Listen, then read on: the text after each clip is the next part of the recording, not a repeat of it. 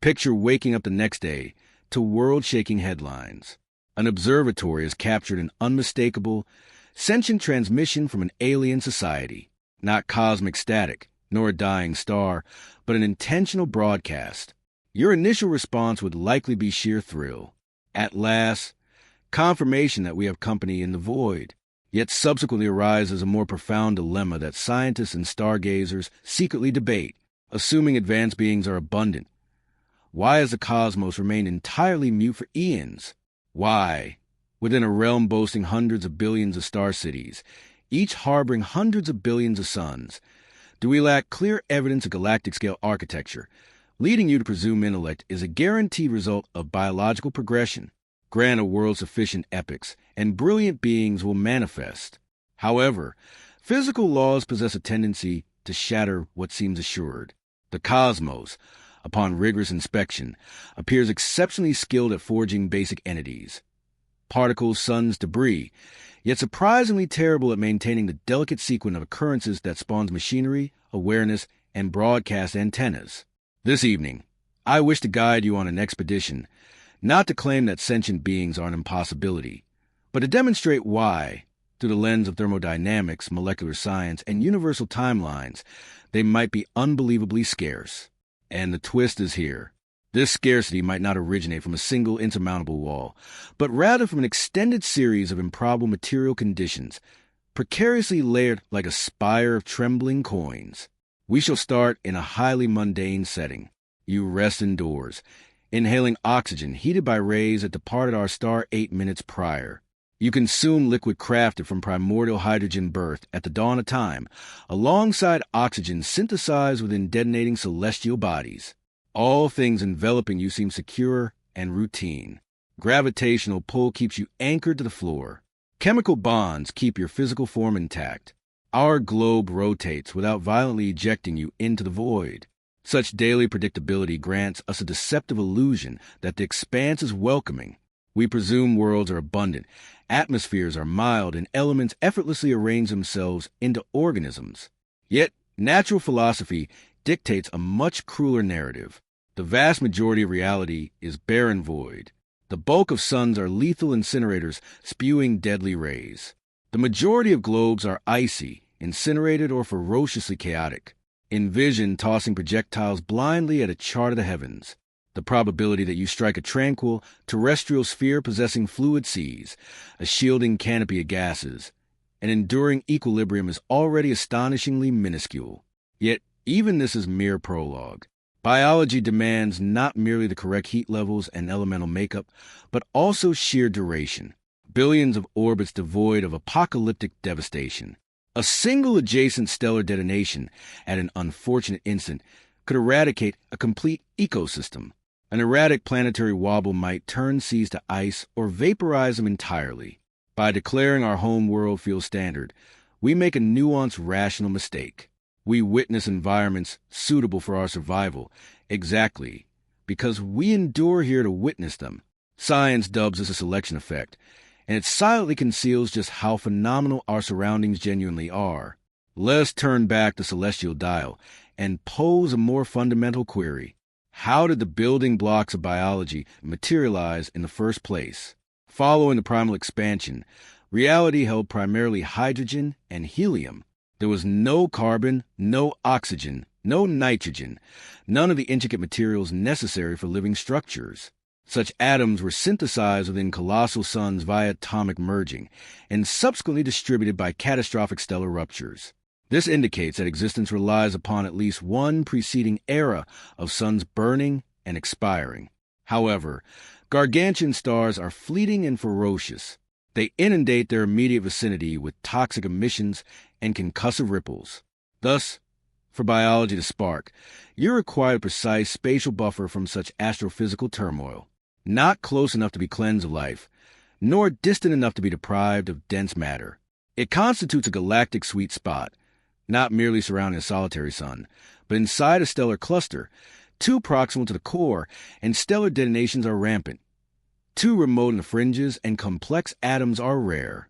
Our local star resides in a comparatively peaceful district, drifting between swirling tendrils, akin to a wanderer resting between congested freeways. This tranquility has endured for eons, permitting biology to mature at a measured pace. Yet ponder the implications of this. Sentient organisms might necessitate not merely a life-sustaining globe, but a life-sustaining sector of the cosmos, a limitation dictated not by organic chemistry, but by celestial mechanics.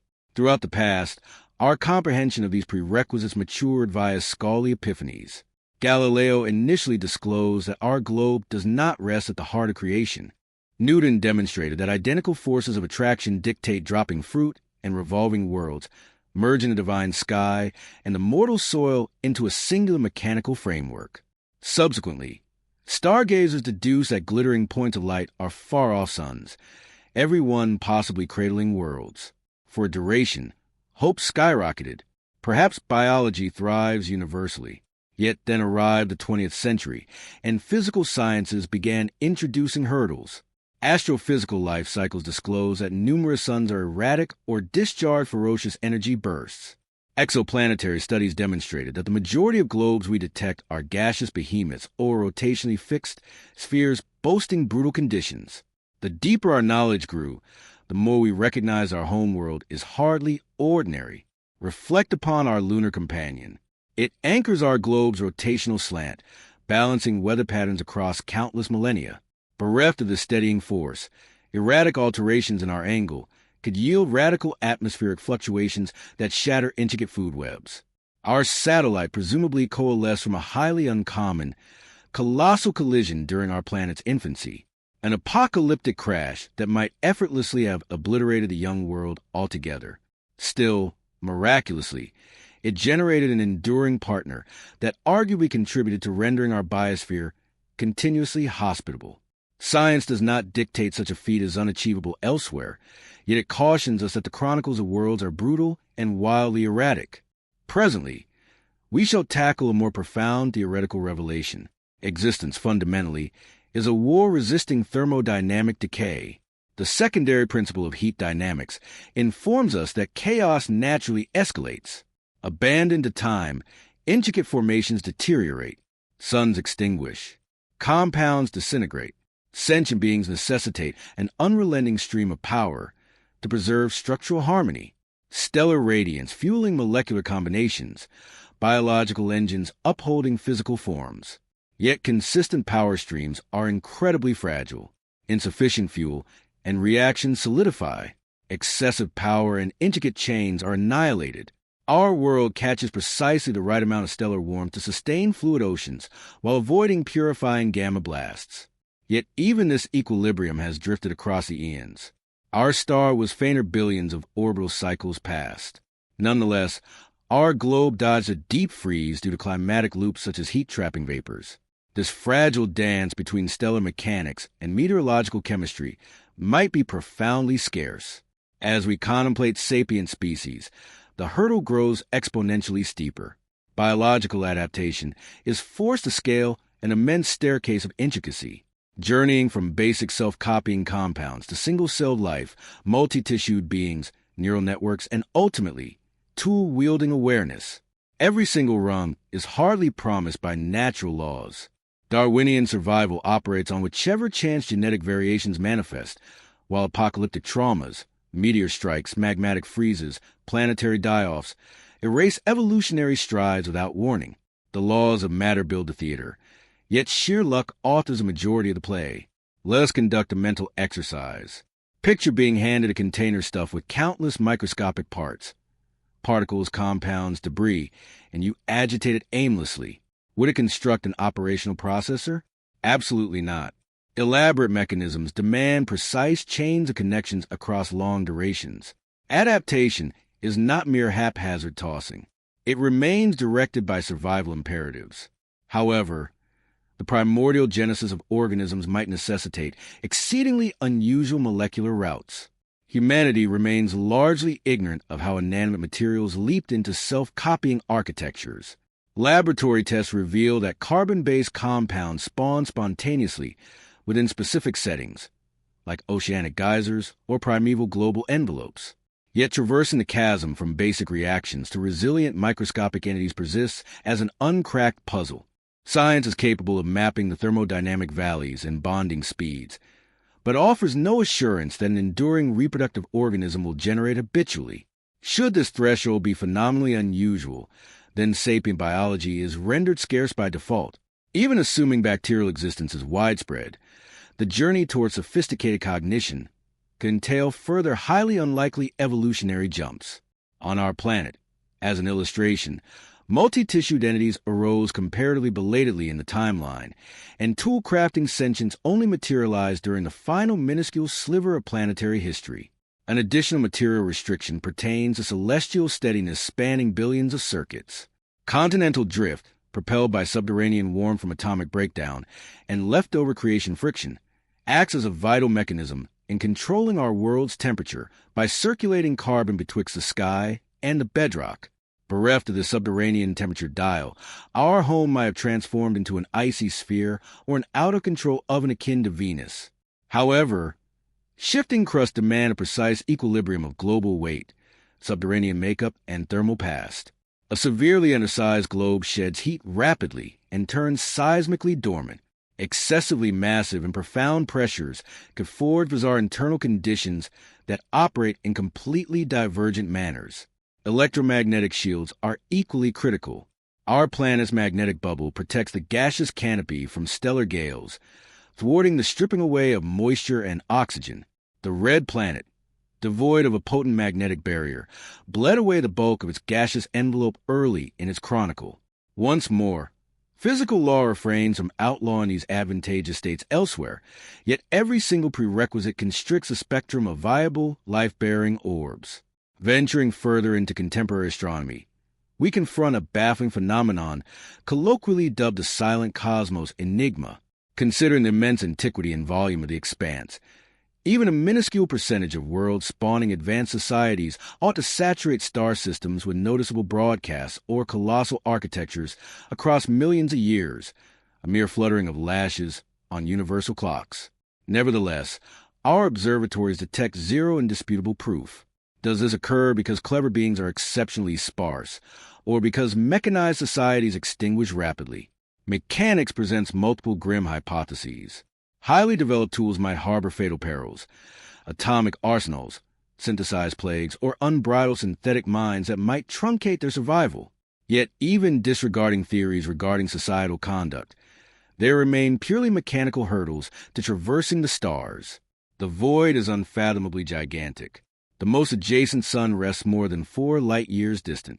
Utilizing plausible thrust velocities, voyaging betwixt suns commands decades, if not centuries. Cosmic ray bombardment, material limitations, and the colossal power toll required to propel heavyweight vessels offer daunting obstacles.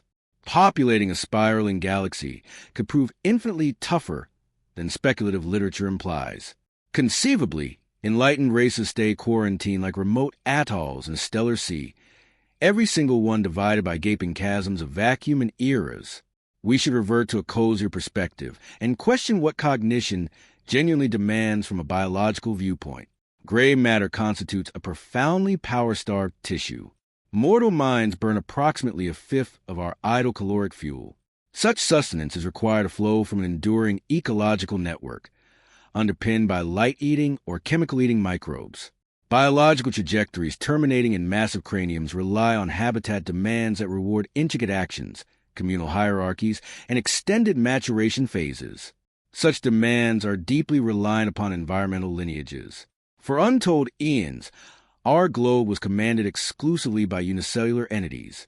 Even subsequent to the rise of multi-tissued flora and fauna, brilliance was far from guaranteed. Giant reptiles governed the globe for more than 150 million circuits without ever inventing communication dishes. Brain power might represent an incredibly scarce survival tactic, rather than an anticipated destination. While physics fails to mandate organic objectives, it rigidly restricts the habitats where intricate neural webs can actually flourish. Steady weather systems, abundant breathable gases, and enduring biomes that incentivize education and teamwork. Consider a secondary mental exercise. Envision rolling back the planetary clock to an era prior to sophisticated beasts and permitting natural selection to play out anew. Would sapient hominids materialize? Numerous ecologists presume the response is negative. Adaptation relies heavily upon the sequence of events. Minor deviations during the infancy of life might yield utterly alien results. Viewed through a scientific lens, this vulnerability mirrors unpredictable frameworks, wherein microscopic shifts at the start generate massively divergent end states down the line. The awakening of consciousness might act less like a timepiece marching toward a fated moment, and function more akin to a sprawling oak, wherein mere sparse twigs culminate in mechanized societies. By fusing stellar scarcity, molecular unpredictability, biological chance, and societal vulnerability, you start to comprehend why the vastness remains profoundly mute, even if organisms thrive in other realms. Yet we are obligated to remain philosophically truthful. Our analytical pool consists of a solitary instance. We recognize that biology sparked on this sphere comparatively swiftly following environmental stabilization, potentially hinting that rudimentary microbes are abundant. We likewise acknowledge that sophisticated minds surface a single time, at least concerning mechanized capacities, which might imply scarcity, though we remain unable to forge concrete mathematical deductions just yet. Stargazers are swiftly locating alien worlds, several boasting terrestrial dimensions, and residing inside Goldilocks bands. Upcoming observatories might spot biological markers, vapors such as oxygen or methane within distant skies, that whisper of living creatures. Mechanics grants us the instruments to dissect these transmissions via light spectra analysis and climate simulations. We rest upon the precipice of a novel epoch wherein the debate over biology's commonality could pivot from theoretical musing to empirical viewing. Furthermore, should we uncover bacterial organisms universally, yet intercept cognitive broadcasts nowhere, such findings would bolster the theory that brilliance is a freakish adaptive vault instead of a standard finish line. Let us investigate an additional paradoxical consequence of natural law. The sheer passage of epochs might throttle the proliferation of sentience. Reality possesses a bounded lifespan, roughly 13.8 billion annual cycles. Dense materials required for biology build up at a crawling pace. Primordial star clusters were starved of the elemental wealth necessary to forge terrestrial globes. Concurrently, suns harbor limited lifespans. Crimson miniature suns might burn for trillions of orbits, vastly outliving our local star. Yet numerous ones discharge immense energetic bursts capable of tearing the skies away from adjacent worlds. Conceivably, we sit near the dawn of universal history when compared to the ultimate duration of life-friendly spheres.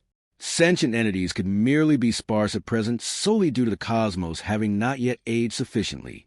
Conversely, it might happen that enlightened cultures habitually spawn but subsequently perish rapidly across deep time spans, abandoning strictly weak, temporary echoes. Science refuses to declare which hypothesis holds true, yet it constantly reinforces that universal chronicles are highly fluid and ever-shifting. Contemplate the act of broadcasting itself. Electromagnetic pulses journey at the velocity of light, an incredibly swift yet capped boundary. Should a pair of societies be divided by thousands of light years, one solitary exchange might devour thousands of years. Transmissions dilute with vast mileage, bleeding into the background static of space. Perceiving them demands gigantic receivers and meticulous deciphering. We might merely be eavesdropping amid a fleeting mechanical phase, wherein societies deploy noticeable beams prior to shifting toward vastly superior or cloaked transmission techniques. Hence, the quietude might represent not a void of life, but a mismatch in eras and machinery. Once more, physical principles dictate the boundaries. Broadcast decay, ambient universal static, and a mathematical formula regulating energetic degradation. Let us halt momentarily and ponder intellectually. Mankind frequently envisions sapience as the absolute apex of adaptation solely because we harbor minds. Yet the cosmos remains completely apathetic toward our ambitions. Reality is sprawling, frigid, and overwhelmingly dead, though entirely capable of spinning miraculous sanctuaries of intricacy given flawless parameters. The genesis of sentience might behave less like an inevitable galactic fate, and more akin to an exceptionally rare chemical precipitation. Gorgeous, convoluted, yet utterly reliant upon impossibly exact habitat metrics. Upon acknowledging this truth, the lack of glaring off-world societies grows significantly less perplexing. Rather than questioning why the void remains barren, we ought to inquire, what phenomenal sequence of happenstance permitted us to breathe in the first place? Still, we must shun cynicism masquerading as rational thought. Scientific law refuses to state we are solitary. It merely asserts the road toward brilliance is razor-thin and highly conditional. Fresh revelations might completely shatter contemporary beliefs. Possibly, organisms acclimatized to domains we previously deemed lethal. Hydrocarbon seas upon Titan, subterranean abysses beneath frozen satellites, or bizarre molecular bonds stretching past our wildest dreams. Perhaps awareness blooms in shapes we remain fundamentally incapable of identifying. Our hunting tactics remain handicapped by our personal organic and mechanical shortcomings. The annals of inquiry preach profound modesty. Whenever mankind presumed we grasped the cosmos entirely, novel data forcibly widen our viewpoint. Therefore, where do we ultimately stand? Sapient beings might remain improbable not due to reality outlawing them, but because they require an exceptionally scarce alignment of physical states, an elementally wealthy setting, a tranquil sun, a shielding solar arrangement, enduring meteorological balances, unbelievable biological leaps, and societal endurance spanning galactic eras.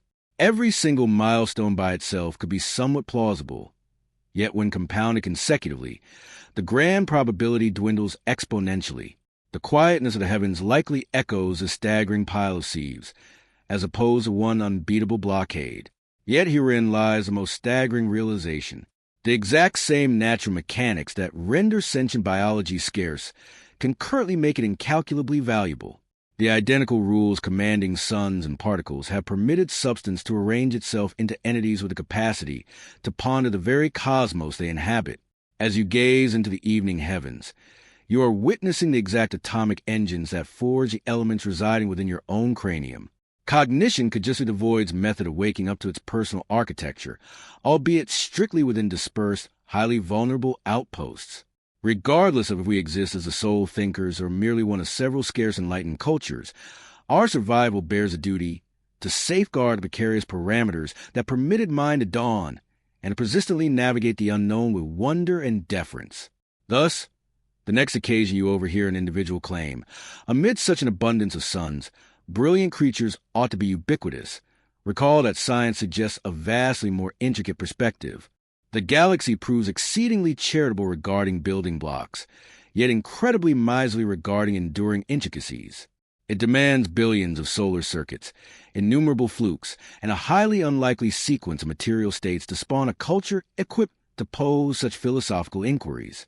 And potentially, the ultimate takeaway is not merely that brain power is a long shot, but that it remains phenomenally significant in any place it manages to ignite. Amidst an expanse dictated by rudimentary rules and ceaseless decay, the birth of inquisitive intellect stands as a silent marvel, a phenomenon that dares us to persistently hunt, continually educate ourselves, and eternally ponder if, somewhere across the yawning quiet, an entirely different consciousness is posing the exact same query.